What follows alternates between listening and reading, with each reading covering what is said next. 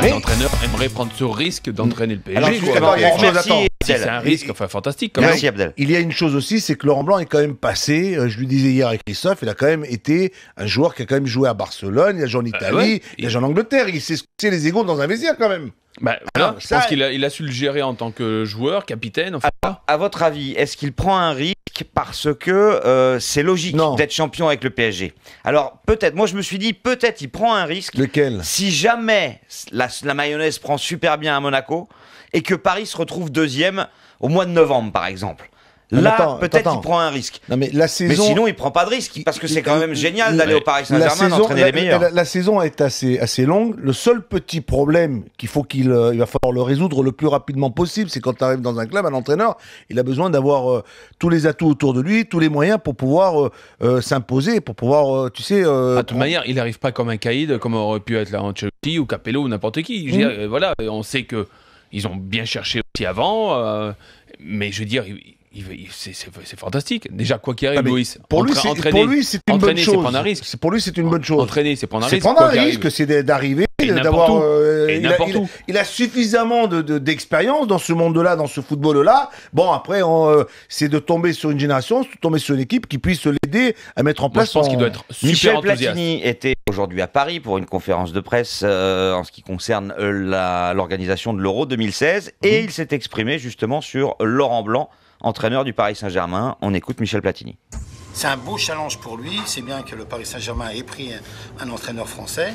C'est bien. Donc à lui maintenant, avec ses joueurs, à montrer qu'il est digne de ce poste-là. C'est un beau challenge, un formidable challenge à relever. C'est bien pour Laurent. À relever. C'est magnifique. C'est superbe. C'est un entraîneur français.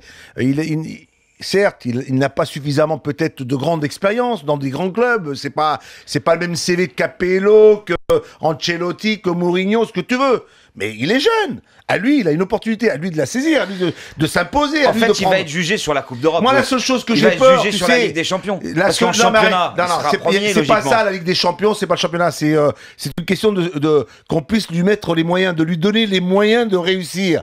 Donner les moyens à quelqu'un pour réussir. Bon, là, Louis, les moyens, si tu changes rien du groupe, il les a. Oui. Les moyens, quand il dit il faut lui donner les moyens. Les moyens, il les a. Dans la situation dans laquelle il est, c'est pas lui qui va imposer dire je veux tel ou tel joueur absolument et lui je le virerai. Moi, là, j'y crois pas beaucoup. Les moyens, il les a. Par exemple, il va devoir s'adapter énormément. Je vais te sortir un exemple. À Lyon, le président, c'est Jean-Michel Aulas. Le conseiller du président, c'est Bernard Lacombe. L'entraîneur qui était en place il y a quelques temps en arrière, c'était Claude Puel. Est-ce que les relations entre Claude Puel et Bernard Lacombe étaient au beau fixe? Je te pose une question. Donc tu as peur que les relations entre Blanc et Lodo soient pas au beau fixe? Tu mets un doute dans les relations de... Tu me dis, pour que les choses marchent bien, pour un entraîneur, il faut absolument... C'est quand Lolo, Arsène Wenger a-t-il... Je te pose une question. Arsène Wenger a-t-il un problème lorsqu'il entraîne, lorsqu'il manage Arsenal?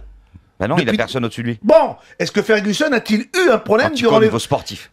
Est-ce que Ferguson a-t-il eu un problème pendant 25 ans lorsqu'il était à la tête de Manchester United?